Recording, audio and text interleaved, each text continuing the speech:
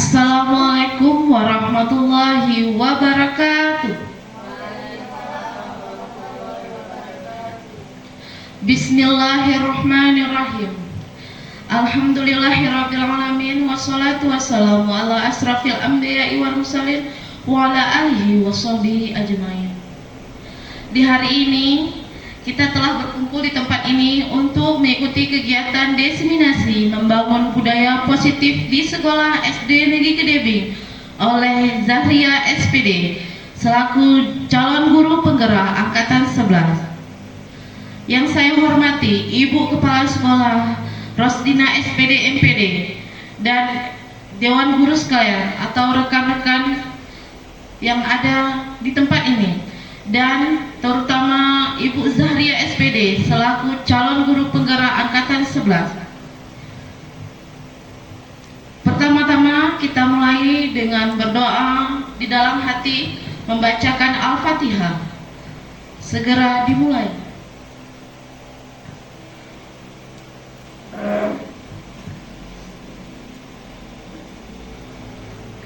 Selesai. Hadirin dimohonkan berdiri menyanyikan lagu Indonesia Raya.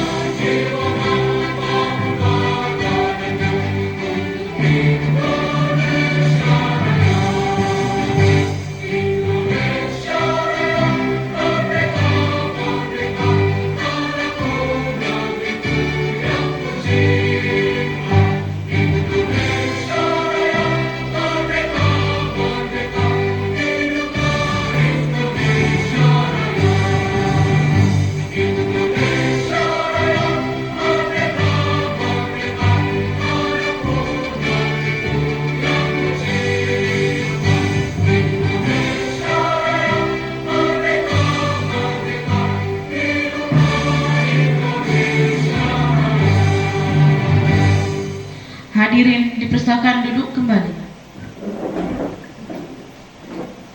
Selanjutnya, kata-kata sambutan dari Kepala Sekolah SD Negeri Kedebing kepada Ibu kami persilakan. Bismillahirrahmanirrahim. Assalamualaikum warahmatullahi wabarakatuh. Syukur alhamdulillah sama-sama kita panjatkan kehadiran Allah Subhanahu wa taala, yang mana pada siang yang berbahagia ini kita berkumpul di ruang PKG dalam rangka kegiatan kita, yaitu diseminasi membangun budaya positif untuk calon guru penggerak angkatan 11 yang hari ini akan dipaparkan oleh Ibu Zahria SPD selaku calon guru penggerak SD Negeri Kedebing.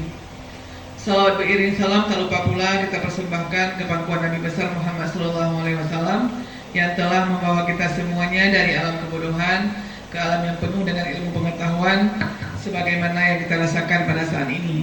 Yang saya hormati Bapak dan Ibu Dewan Guru beserta staf karyawan SD Negeri Kedebing, terutama terkhusus kepada Ibu Zahria selaku calon guru penggerak yang sedang menjalankan tugas, sudah melewati beberapa tahap dan hari ini merupakan pelaksanaan diseminasi, yaitu untuk membangun budaya positif. Dalam hal ini yang perlu saya sampaikan bahwa kegiatan calon guru penggerak itu perlu dukungan dari kita semua. Jadi saya berharap kepada Dewan Guru dan staf karyawan semuanya, ketika dalam kegiatan yang memang diwajibkan untuk kita mendukung ataupun bergabung dalam kegiatan calon guru penggerak, kita harus memberikan dukungan. Seperti hari ini saya sangat bersyukur Bapak dan Ibu bisa hadir bersama-sama di ruangan ini, pertama sekali untuk mendengar ataupun melihat pemaparan yang sebentar lagi yang akan disampaikan oleh Ibu Zahriah selaku calon guru penggerak. Kemudian bagi Ibu Zahriah, apa-apa yang mempunyai hal yang baru, ilmu-ilmu yang baru dalam kegiatan calon guru penggerak di mana kami belum memahami ataupun mengetahui, mohon disampaikan untuk peningkatan mutu sekolah kita. Mungkin hanya ini sebagai salam pembuka dari saya. Selamat mengikuti diseminasi, sukses untuk Bu Zahriah. Terima kasih, saya akhiri, wabillahi taufiq wal hidayah. Assalamualaikum warahmatullahi wabarakatuh.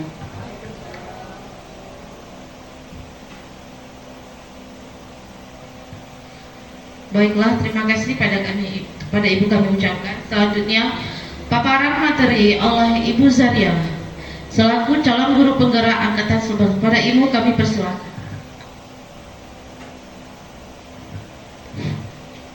Assalamualaikum warahmatullahi wabarakatuh. Syukur alhamdulillah, sama-sama kita panjatkan kehadiran Allah Subhanahu wa taala yang mana pada hari ini kita masih diberi umur panjang, kesehatan dan kesempatan sehingga kita dapat berhadir di PKG ini dalam rangka diseminasi aksi nyata modul 14 budaya positif yang mungkin sebentar lagi akan saya paparkan di depan ibu-ibu semua. Terlepas pula salawat berizin salam kepada junjungan alam Nabi besar Muhammad SAW, di mana karena jasa beliaulah kita menjadi orang-orang yang penuh dengan ilmu pengetahuan seperti yang kita rasakan saat ini. Yang saya hormati Ibu Kepala Sekolah beserta Dewan Guru SD Gedebing yang sudah bersedia hadir di ruang PKG ini dalam rangka melaksanakan diseminasi aksi nyata modul 14 budaya positif yang kebetulan ini langkah kami dari CGP sudah sampai ke modul 1.4 yang merupakan tugas dari CGP yang memang harus kami laksanakan. Terima kasih sebelumnya kepada Ibu Bapak karena sudah meluangkan waktu sebentar untuk mendengarkan paparan saya. Untuk selanjutnya mungkin karena waktunya sudah siang, saya mohon maaf yang sebesar-besarnya mungkin sudah mengganggu istirahat Ibu Bapak karena memang waktu jam 2 seperti ini waktu tidur. Apapun cerita, waktu kita beristirahat setelah kegiatan kita di sekolah. Jadi supaya lebih semangat untuk permulaan, saya mengharapkan cobalah Ibu tersenyum kepada pasangan Ibu masing-masing di samping, biarpun siapa. Coba Ibu senyum selama 30 detik, arahnya coba berhadapan Ibu-ibu. Selama 30 detik.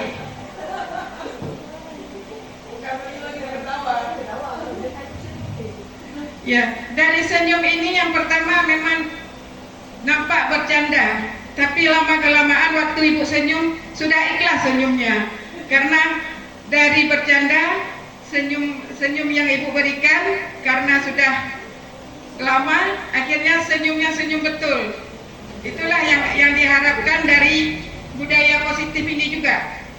Dari yang kita tidak bisa kita laksanakan secara sendiri, waktu kita melakukan mencoba biarpun tidak serius, tapi lama-lama akhirnya serius juga. Seperti senyum tadi, pemaksaan pertama, tapi waktu melihat kawan sudah tersenyum, betul-betul senyumnya.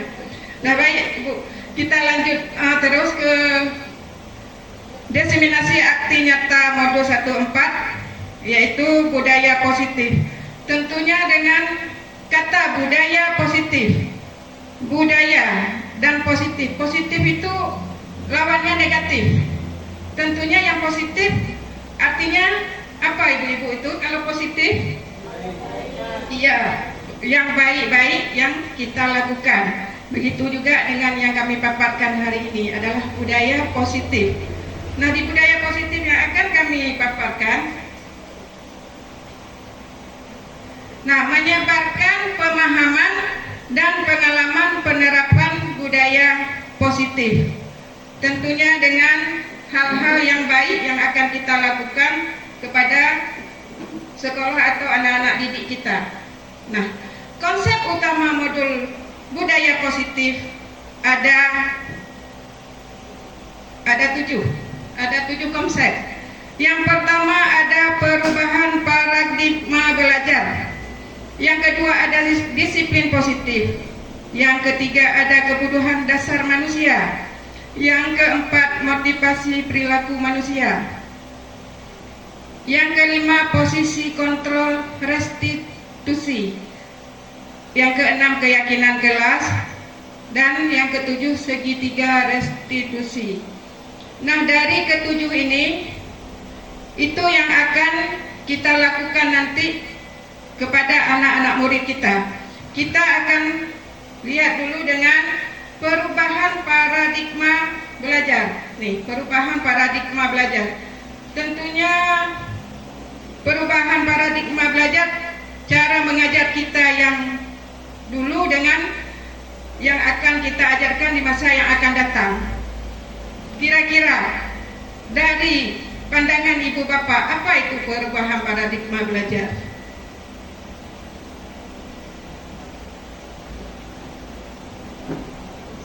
Mungkin ada yang bisa memberi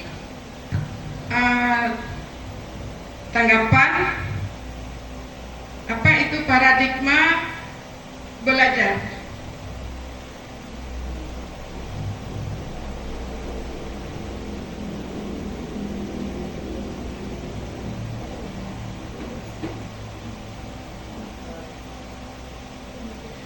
Baiklah, menurut saya perubahan paradigma belajar itu perubahan dari cara kita belajar, mulai dari konsep, dari awal kita, contohnya struktur dalam belajar, misalkan dari opening sampai closingnya itu, ya itu perubahan.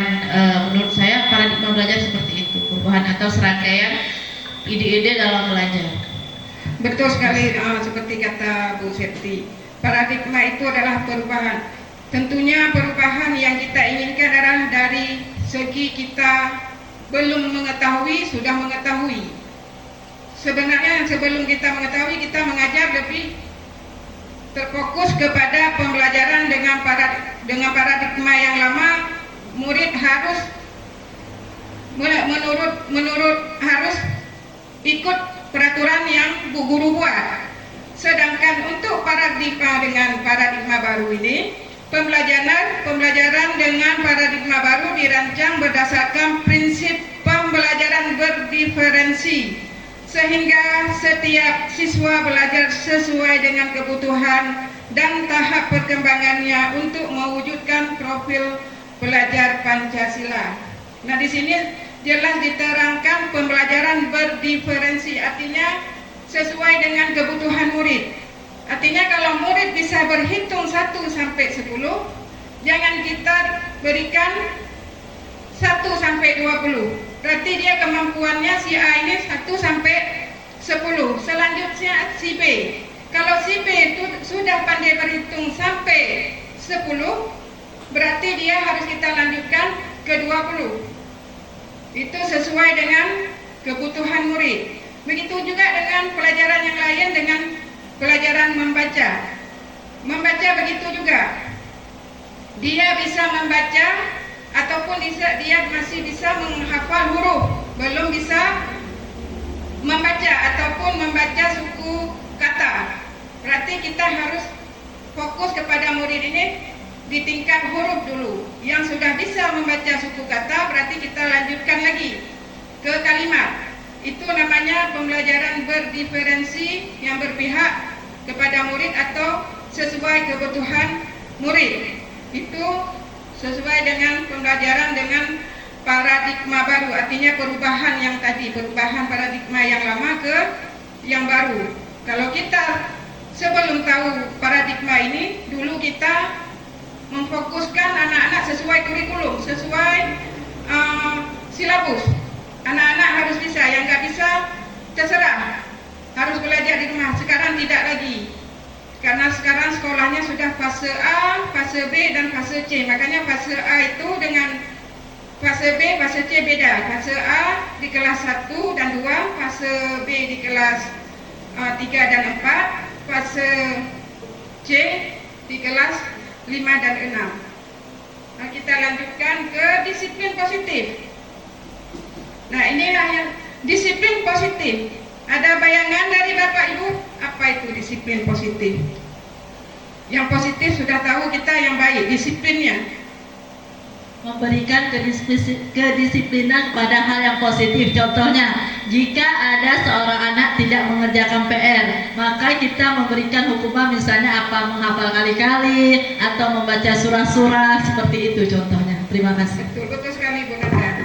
Disiplin itu bisa kita artikan di berbagai sudut pandang kita masing-masing, bukan hanya di peraturan saja. Kita lihat, nah, disiplin positif. Disiplin positif dalam budaya kita, makna kata disiplin dimaknai menjadi suatu yang dilakukan seseorang pada orang lain untuk mendapatkan kepatuhan.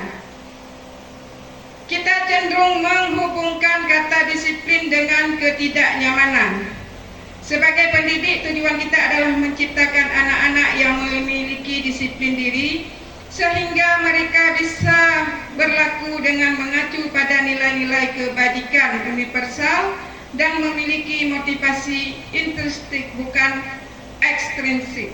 Artinya dari diri dia sendiri, bukan dari perintah orang lain. Disiplin positif merupakan salah satu cara penerapan disiplin yang bertujuan untuk menumbuhkan kesadaran serta memperdayakan anak untuk melakukan sesuatu tanpa sogokan, ancaman maupun hukuman. Ya, seperti yang kita laksanakan di sekolah. Kadang-kadang anak-anak kita suruh disiplin itu bukan karena dari hati dia sendiri, tapi karena dia takut kepada kita sebagai seorang guru. Ini untuk kedepannya bagaimana kita membudayakan disiplin positif untuk anak-anak supaya dia muncul dari dirinya sendiri, bukan perintah dari kita disiplinnya. Artinya dia taat sebuah aturan itu bukan karena untuk diperintahkan, bukan untuk dapat pujian, tapi memang untuk perkembangan dia sendiri ataupun untuk membantu orang lain, supaya orang lain mungkin tidak sakit hati atau apa, dengan tujuan anak-anak ini bisa menjaga satu sama lain hubungannya dengan tidak meremehkan orang lain. Contoh misalnya kita di kelas, disiplin kita di kelas, kita sudah menjaga kebersihan kelas, masuk anak kelas lain mengotori. Tentunya anak kelas yang kotor ini, yang mengotori ini akan marah kelas yang tidak yang bersih ini. Itulah yang dinamakan disiplin, supaya sadar dari diri sendiri, dia akan menjaga lingkungannya, bukan hanya lingkungan diri sendiri tapi lingkungan orang lain. Itu yang termasuk disiplin positif. Selanjutnya ada kebutuhan dasar manusia. Nah, di kebutuhan dasar manusia ini kira-kira apa yang kita butuhkan, yang dibutuhkan oleh manusia? Kenyamanan. Iya betul Pak Topik, kebahagiaan, kenyamanan, ada lagi?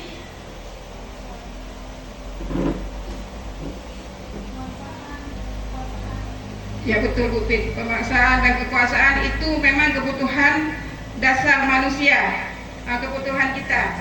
Tapi kita lihat yang lebih jelasnya. Nah, kebutuhan dasar manusia yang pertama adalah bertahan hidup. Semua yang kita lakukan untuk bertahan hidup, contoh seperti anak-anak kita waktu kita menyalahkan, dia akan bertahan dengan prinsip dia. Dia akan, biarpun kita salahkan, dia tetap dengan prinsip dia bahwa dia tidak bersalah. Itu namanya bertahan hidup. Bertahan hidup itu tidak mesti dengan kita makan itu sudah bertahan hidup, tapi dengan mempertahankan prinsip dia. Padahal kita tahu dia bersalah, tapi dia tetap mempertahankan. Yang kedua, kasih sayang dan rasa diterima. Ada anak-anak kadang-kadang berbuat salah, itu bukan karena dia bandel, tapi karena dia butuh kasih sayang, ingin diperhatikan oleh ibu gurunya. Makanya dia berbuat yang salah, bandel. Oh, saya bandel aja nih, biar ibu guru memperhatikan saya. Itulah karena dia butuh kasih sayang dan rasa diterima. Yang ketiga, ada penguasaan. Itu banyak kita lihat dari anak-anak kita, dari kelas rendah ke kelas tinggi, yang pastinya yang kelas tinggi lebih berkuasa kepada adik-adiknya yang di kelas rendah. Nah, kebebasan dia itu sering kita lihat, kita larang yang A, pastinya dia akan berbuat yang B, karena dia tidak akan mau dikekang. Dia mau bebas, apa yang ingin dia perbuat, dia akan perbuat terus. Itu namanya kebebasan. Seterusnya, kesenangan. Memang dia senang berbuat seperti itu. Kalau sudah berbuat seperti itu, dia akan senang, akan merasa bangga dengan perbuatan dia seperti itu. Tapi dengan orang lain akan menyakitkan. Itu kebutuhan dasar manusia. Selanjutnya, nah, motivasi perilaku manusia. Kira-kira ada bayangan apa itu motivasi perilaku manusia?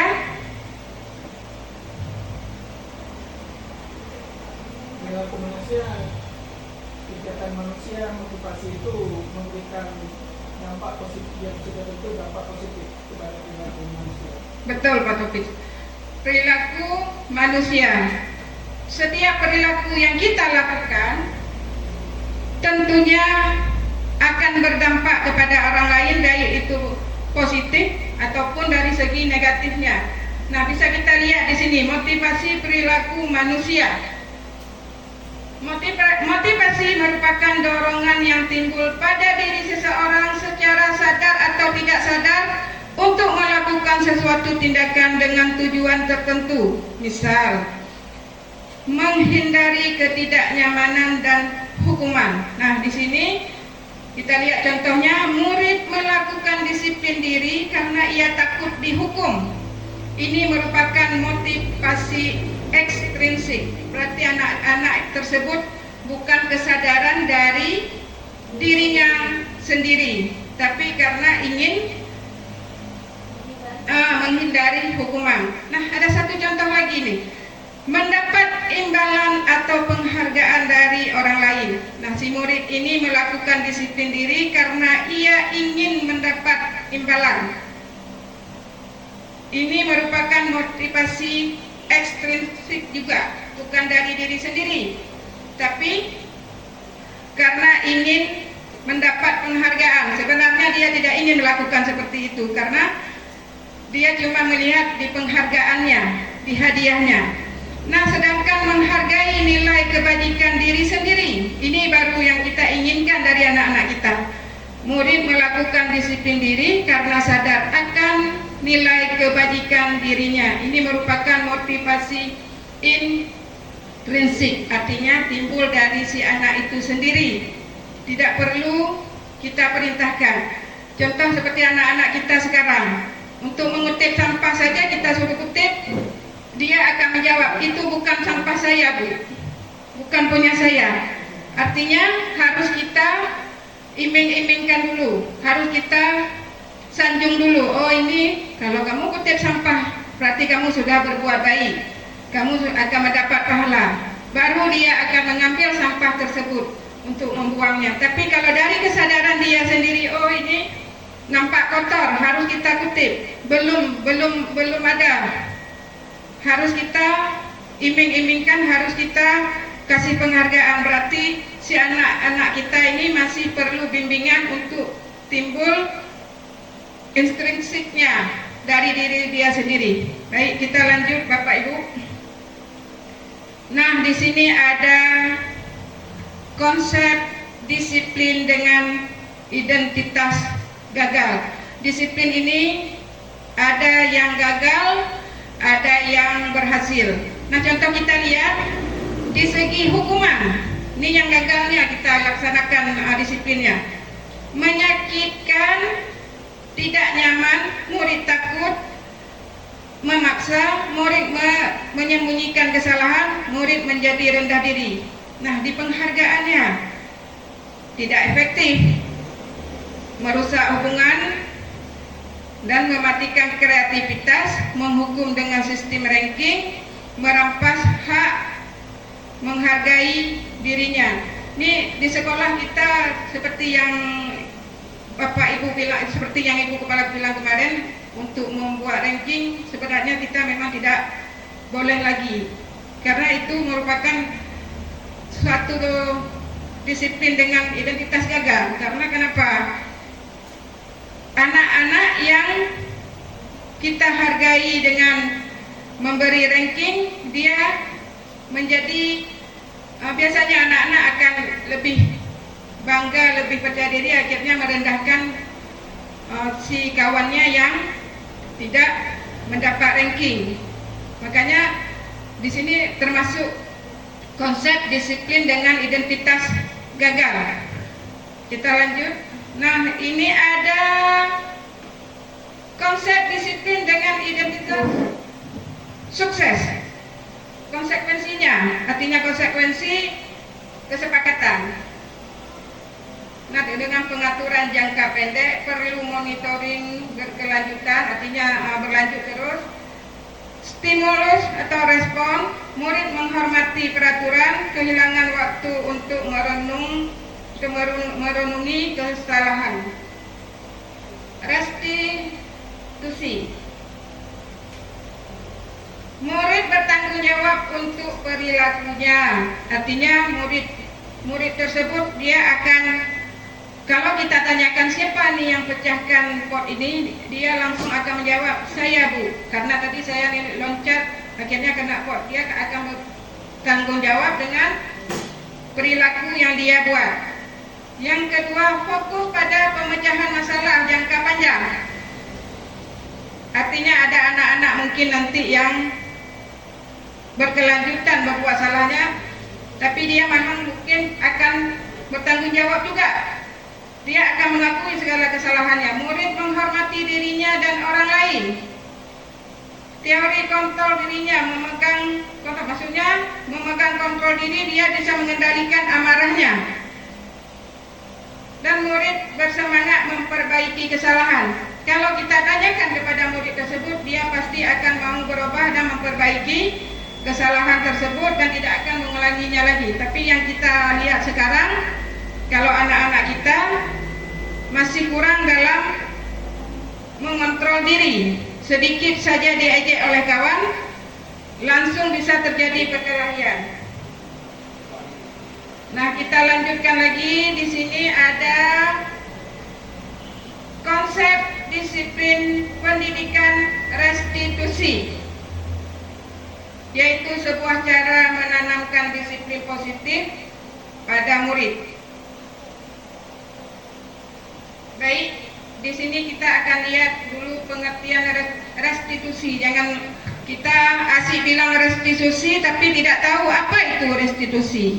Nah, restitusi di sini adalah proses menciptakan kondisi bagi murid untuk memperbaiki kesalahan mereka, sehingga mereka bisa kembali pada kelompok mereka dengan karakter yang lebih kuat, menurut Gassen 2004. Nah, pengertian dari restitusi ini artinya kita waktu merestitusi anak-anak atau memanggil anak-anak, tidak kita tegur dia di depan teman atau di depan orang ramai. Artinya kita panggil dia secara pribadi, kita nasihati, kita beri pengertian bahwa yang dia lakukan itu adalah salah. Nah, ciri-ciri restitusi bukan menebus kesalahan, namun belajar dari kesalahan. Artinya si anak ini bukan menebus kayak kita harus ini nanti, tapi belajar dari kesalahan itu bahwa yang dia lakukan itu untuk selanjutnya tidak baik. Nah, yang kedua memperbaiki hubungan.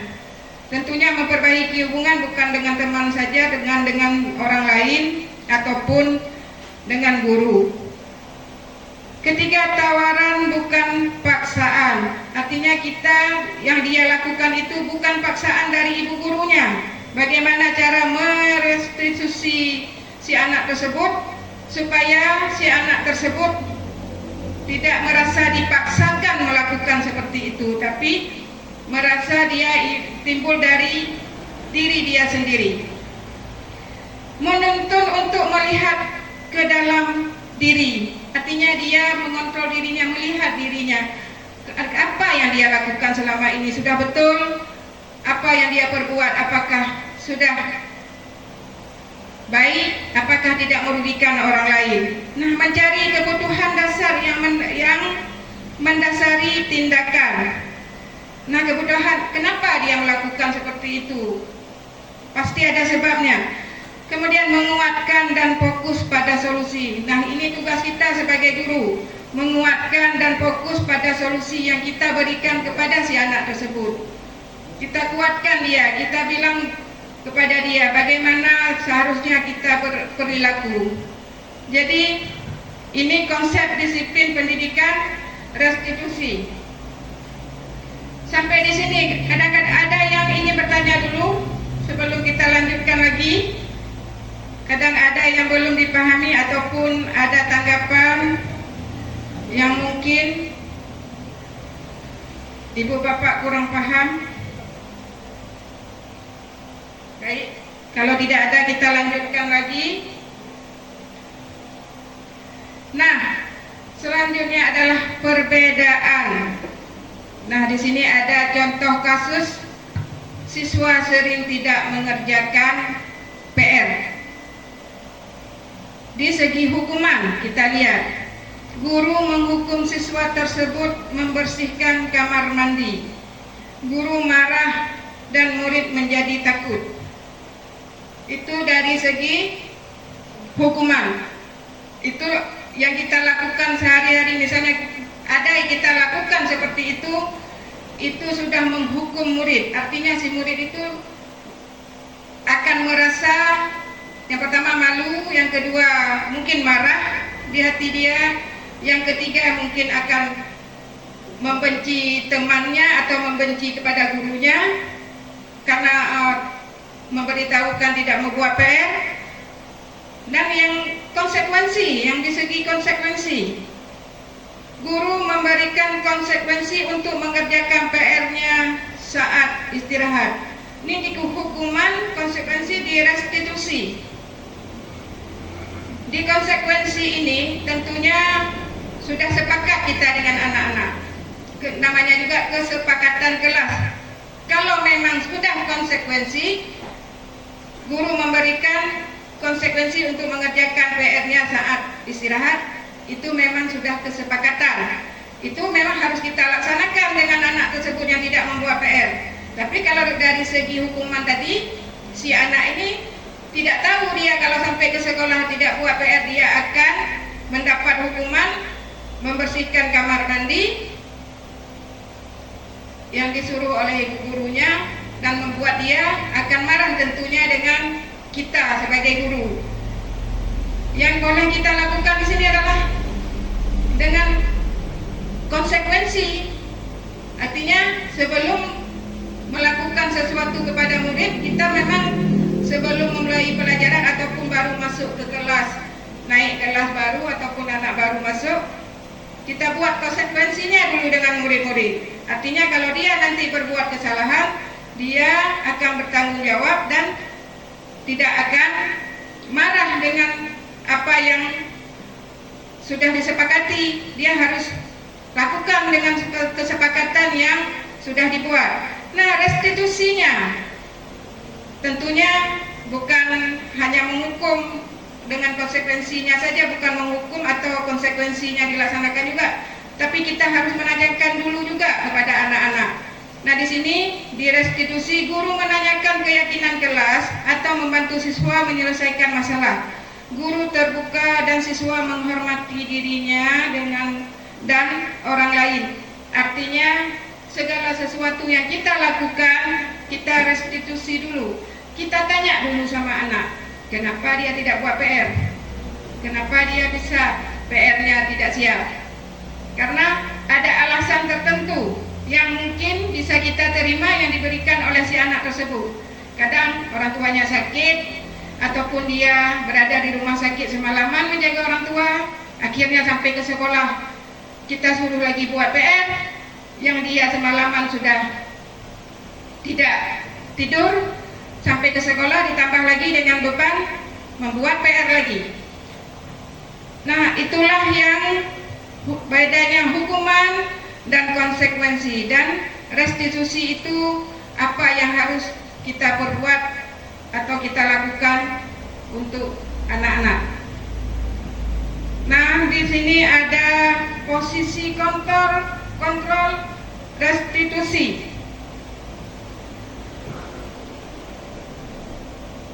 Ada 5 posisi kontrol restitusi.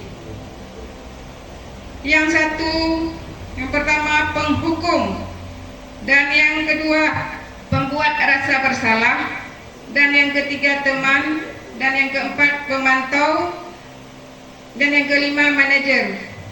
Nah, yang kesemua ini penghukum, seperti yang kita bilang tadi di konsep disiplin tadi, yang ada hukum, konsekuensi, restitusi. Itulah yang 5 posisi kontrol ini yang harus kita hindari. Penghukum, pembuat rasa bersalah, teman, pemantau, manajer. Artinya, nah, contoh penerapannya di sini kita bisa lihat. Penerapan 5 posisi kontrol. Arti dari penghukum yaitu patuhi aturan sekolah, lalu berdiri di depan kelas. Itu sudah termasuk penghukum bagi kita untuk guru. Pembuat rasa bersalah, beberapa kali ibu guru harus memberitahu, ibu guru kecewa sama kamu. Itu juga sudah membuat si anak merasa bersalah. Nah, teman, ayolah yang patuh, buat bu guru bangga. Kali ini tidak apa-apa kamu salah. Mungkin anak-anak akan bisa menerima. Nah, sebagai pemantau, kamu sudah melanggar apa peraturan dan konsekuensinya. Tentunya dengan adanya konsekuensi, anak-anak tidak akan marah kepada kita karena memang mereka sudah sepakat dengan kesepakatan di kelas. Apapun yang kita lakukan di kelas, kita kan buat keyakinan dulu dengan anak-anak. Contoh, tidak boleh berbicara waktu guru lagi menerangkan, menjaga kebersihan kelas, jujur, tidak boleh mengambil pensil teman. Kita buat konsekuensinya dengan para murid. Nah, yang terakhir sebagai manajer. Manajer ini dengan kata lain adalah sebagai pimpinan. Artinya kita sebagai guru di depan dia. Apakah kamu tahu kesalahanmu? Kira-kira bagaimana kamu akan memperbaiki kesalahan ini? Tentunya kita yang berhak bertanya kepada si anak sebagai kita sebagai manajer di depan anak-anak kita sendiri. Baik, kita lanjutkan lagi. Nah, baru kita buat keyakinan kelas terakhir. Inilah yang harus kita laksanakan nanti di kelas. Kita akan membuat keyakinan kelas. Nah, keyakinan kelas. Mengapa keyakinan kelas? Mengapa tidak peraturan kelas saja? Nah, seperti yang pertanyaan keyakinan kelas. Kira-kira menurut pendapat Ibu, apa itu keyakinan kelas dan apa itu peraturan kelas? Dari segi dua itu dulu, keyakinan kelas apa, peraturan kelas itu apa?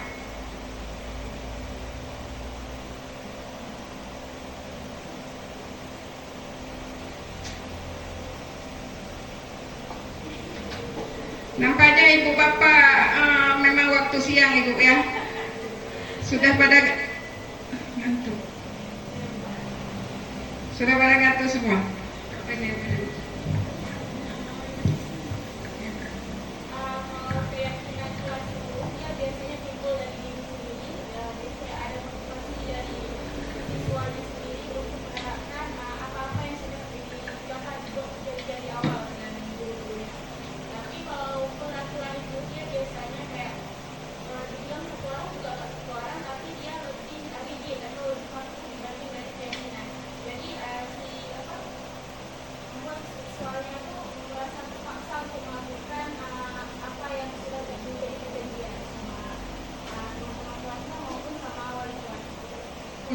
Ya, betul sekali seperti Bu Cipa berikan tanggapannya.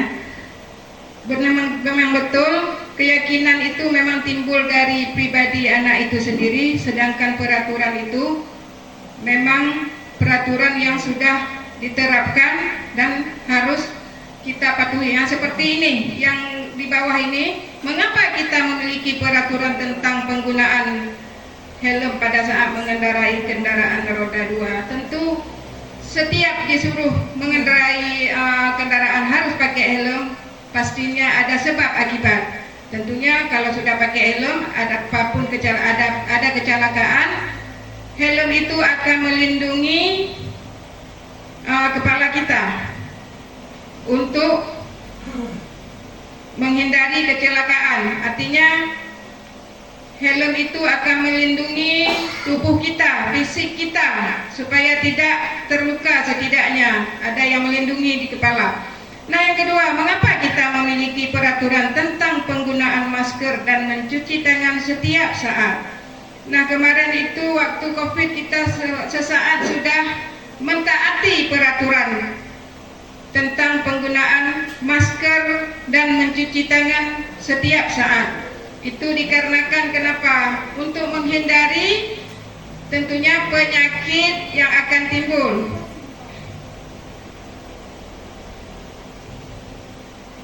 Nah, untuk penggunaan keyakinan kelas ini, kita harapkan ke depannya sama-sama kita membuat keyakinan kelas kita di masing-masing kelas. Supaya kenapa? Anak-anak bisa taat dengan apa yang mereka muat, apa yang mereka buat, dan tidak akan melanggar sesuai dengan kesepakatan yang telah disepakati. Untuk mendukung motivasi inklusif, kembali ke nilai-nilai keyakinan lebih menggerakkan seseorang dibandingkan mengikuti serangkaian peraturan-peraturan. Artinya lebih baik kita berbuat daripada kita hanya memerintahkan. Kita memberi contoh kepada orang tersebut untuk melakukannya daripada hanya kita memberi materi atau arahan. Artinya kita rela berbuat lebih dulu supaya dicontoh oleh teman atau oleh orang lain. Baik, kita lanjutkan. Nah, di sini ada bentuk keyakinan kelas. Nah, untuk bentuk keyakinan kelas harus kita lalui beberapa tahap. Yang pertama, keyakinan kelas lebih bersifat abstrak daripada peraturan yang lebih rinci dan konkret. Artinya, kita buat keyakinan ini sesuai dengan kesepakatan anak-anak, sesuai arahan anak-anak. Kalau si A berbuat seperti ini, kira-kira konsekuensinya apa yang harus kita lakukan? Kita tanyakan kembali kepada anak-anak tersebut apa yang akan kita perbuat kalau seandainya dia berbuat salah. Yang kedua, keyakinan kelas hendaknya tidak terlalu banyak hingga mudah diingat dan dipahami oleh semua warga sekolah. Tidak mesti sampai 1 karton kita buat keyakinan kelas yang mudah diingat anak. Contoh seperti saya di kelas 1, saya berkeinginan dengan anak-anak membuat yang pertama, tentunya dia harus datang tepat waktu ke sekolah, masuk ke kelas.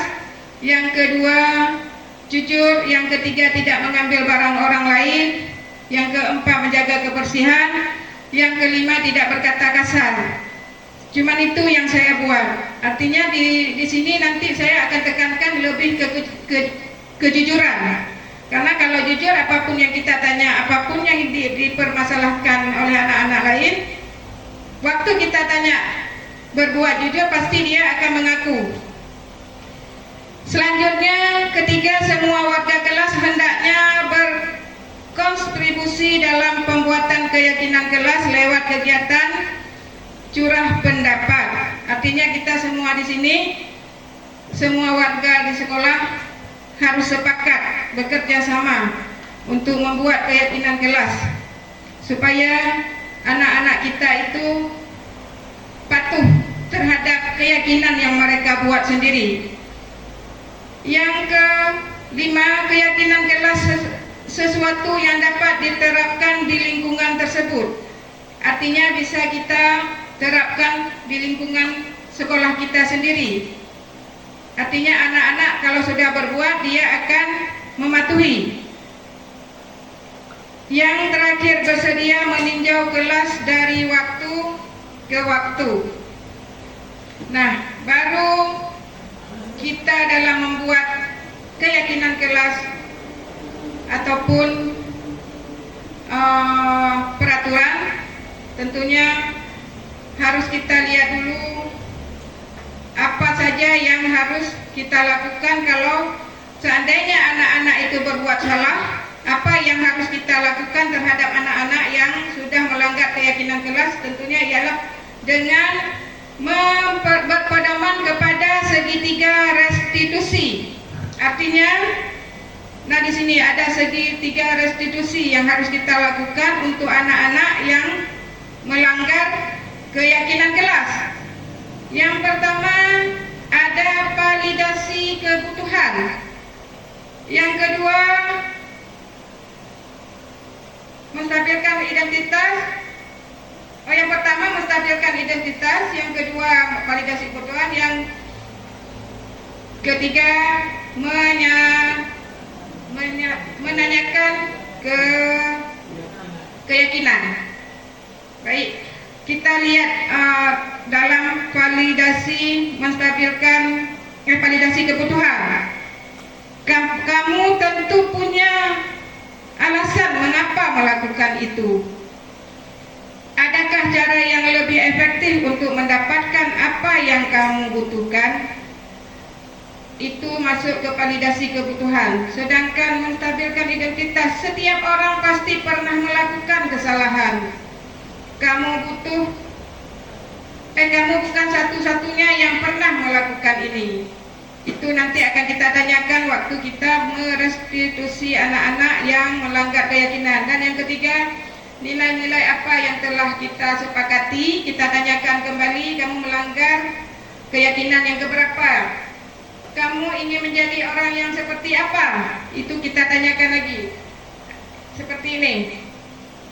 Kita menstabilkan identitas untuk membuat anak yang merasa gagal karena berbuat salah menjadi positif terhadap dirinya. Artinya dia, biarpun sudah berbuat salah, dia akan menerima konsekuensinya secara positif. Artinya dia tidak akan membenci kita waktu merestitusi dia. Contoh, guru berkata, berbuat salah itu hal yang manusiawi. Itu dalam satu-satu, misalnya ada kesalahan apa yang kita buat, ini bisa kita ambil kalimatnya seperti yang tertera di paparan ini. Tidak ada manusia yang sempurna. Bapak Ibu juga berbuat salah. Kita pasti bisa menyelesaikan permasalahan ini. Boleh kita ambil itu waktu kita merestitusi anak-anak. Bapak Ibu tidak tertarik untuk mencari tahu siapa yang benar, siapa yang salah. Bapak Ibu lebih tertarik untuk menyelesaikan masalah. Kalau kamu menyalahkan dirimu sendiri terus-menerus, apakah kamu bersikap baik pada dirimu sendiri? Itu boleh kita pakai waktu kita pertama mengambil anak tersebut, kita panggil sejarah pribadi. Selanjutnya, validasi kebutuhan. Nah, membantu murid mengenali kebutuhan dasar yang ingin dipenuhinya ketika melakukan kesalahan itu. Pada dasarnya setiap tindakan manusia tujuannya adalah memenuhi kebutuhan dasar, apakah itu penguasaan, kebebasan, kasih sayang, dan rasa diterima, kesenangan atau bertahan hidup. Nah, guru boleh berkata setelah anak-anak kita panggil, kita boleh berkata kepada anak, kamu bisa saja melakukan hal yang lebih buruk tapi kamu tidak melakukannya. Artinya misalnya ada anak yang marah kepada kawannya, lalu dia menggetok meja tapi tidak memukul kawannya, itu boleh kita katakan, kamu bisa saja akan melakukan hal yang lebih buruk tapi kamu tidak melakukannya. Saya salut dengan kamu karena kamu bisa mengontrol emosi kamu sehingga kamu tidak sampai memukul teman tapi mengetok meja. Tapi harus kita sambung lagi dengan anak-anak tersebut bahwa perbuatan itu tidak benar juga. Tapi kita harus memberikan motivasi ke dia bahwa salut kita kepada dia karena dia tidak memukul teman tapi dia hanya memukul meja. Itu yang harus kita katakan. Banyak yang harus kita perbaiki dari keyakinan kelak ataupun keseharian kita lakukan di sekolah. Artinya yang kita lakukan kemarin-kemarin itu tidak sesuai dengan apa yang sudah kami pelajari di modul 1 di T4. Nah, kemudian bisa kita katakan juga kamu pasti punya alasan mengapa kamu melakukannya. Apa yang penting bagi kamu? Kamu boleh tetap berusaha menjaga sikap itu, tapi tambahkan sikap yang lain yang baru. Artinya seperti kemarin Bapak Topik bertanya kepada, tadi Pak Topik ya, bertanya kepada Kalis. Artinya tidak memvonis si anak tersebut, memang kamu ini, tapi kita harus bertanya dulu kepada dia, apakah apa yang dia lakukan itu sudah betul, apa salah. Artinya kita tidak boleh, memang kamu ini dari kemarin-kemarin, memang kamu tiap hari, itu tidak dibenarkan lagi. Kita harus merestitusi dia, kita harus panggil, kenapa, kita harus tanya sedetail mungkin kenapa si anak tersebut berbuat. Karena kenapa dia terus yang berbuat salah. Artinya dia ada suatu kendala bukan di sekolah, kadang bisa kendalanya dari rumah. Akhirnya kendala dia dari rumah itu dia limpahkan ke sekolah. Yang jadi korbannya adalah kawan-kawan dia. Karena dari situ dia bisa meluapkan emosi dia di situ. Jadi tidak bisa kita memvonis dia bersalah, tapi harus kita cari tahu dulu kenapa anak tersebut seperti itu. Nah, yang terakhir, maukah kamu belajar cara lain untuk mendapat yang kamu butuhkan tanpa harus memukul? Harus kita tanya juga sama anak, apa yang ingin dia lakukan tanpa dia waktu marah memukul kawannya. Itu mungkin yang akan susah kita lakukan. Bagaimana kita nanti akan menanyakan kepada anak tersebut sedangkan dia tahu kita dia memang sifatnya seperti itu. Tapi kita harus menanyakan, maukah kamu belajar cara lain untuk mendapat yang kamu butuhkan tanpa harus memukul? Itu kami di CGP baru mendapatkannya juga. Karena kami ditanya di CGP waktu ada diskusi atau apa, semua rata-rata tidak pernah melakukan seperti itu. Pasti kita selalu memvonis anak. Tidak pernah kita menanyakan, paling kita tanyakan kenapa, karena dia ngejek saya itu. Tapi kita tidak kita tanyakan secara detailnya kenapa dia melakukan itu. Baik, kita lanjut. Nah, setelah kita berbicara panjang lebar dengan anak-anak baru kita menanyakan keyakinan kelas yang telah kita buat bersama anak-anak tersebut. Nah, baru kita tanyakan, kamu sudah berbuat seperti itu, keyakinan kelas kita ada 5 misalnya, kamu sudah melanggar keyakinan yang keberapa, nak? Nanti akan saya tampilkan contoh video yang sudah saya ambil untuk restitusi ini. Kemarin waktu ada tugas demonstrasi anak kelas 1 yang saya ambil, anak kelas saya sendiri, saya akan tampilkan. Nah, di sini guru menanyakan keyakinan kelas, guru boleh berkata apa nilai yang kita percaya di kelas atau sekolah kita. Maksudnya nilai yang sudah ada di dalam peraturan yang ada di sekolah kita atau keyakinan di kelas. Nah, nilai-nilai universal apa yang telah kita sepakati, maksudnya yang telah kita buat dengan anak-anak. Kita tanyakan kembali, kelas yang ideal itu seperti apa sih? Kamu ingin jadi anak seperti apa? Apa yang kamu rasakan ketika kamu melakukan itu? Kamu menjadi orang yang seperti apa? Harus kita tanyakan.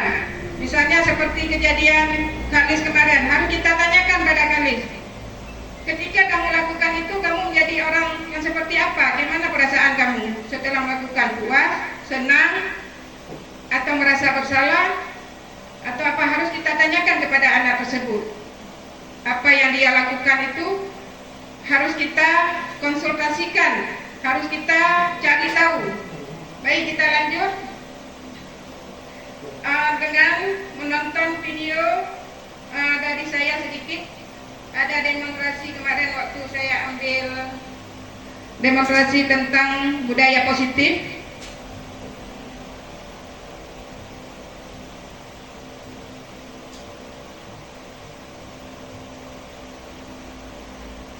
Ada skenario ini di kasus 1.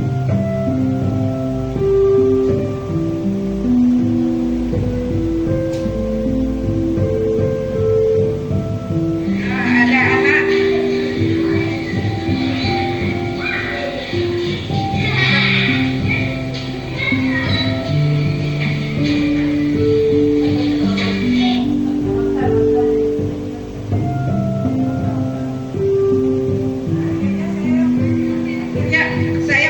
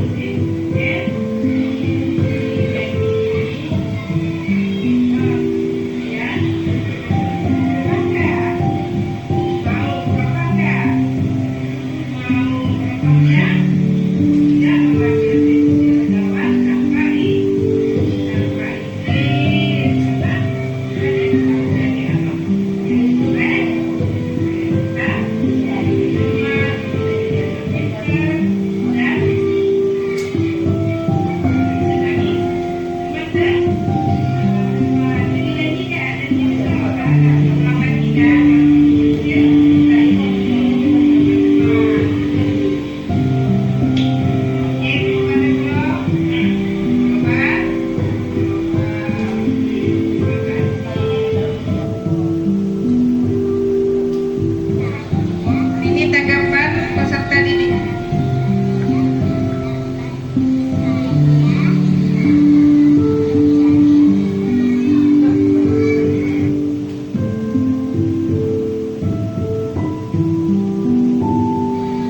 Saya senang sekali. Saya membantu saya mencari solusi.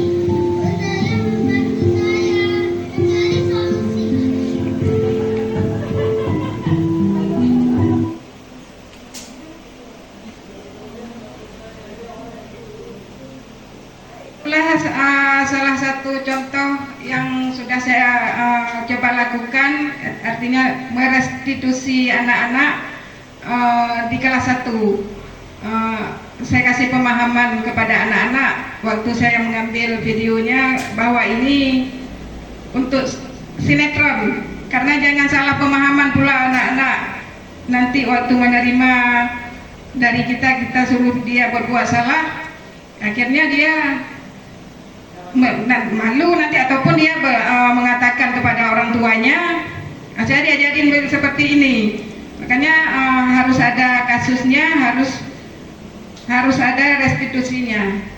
Mungkin nanti bisa kita terapkan bersama-sama untuk kedepannya dalam merestitusi anak-anak. Mungkin sampai di sini diseminasi budaya positif yang saya paparkan pada hari ini.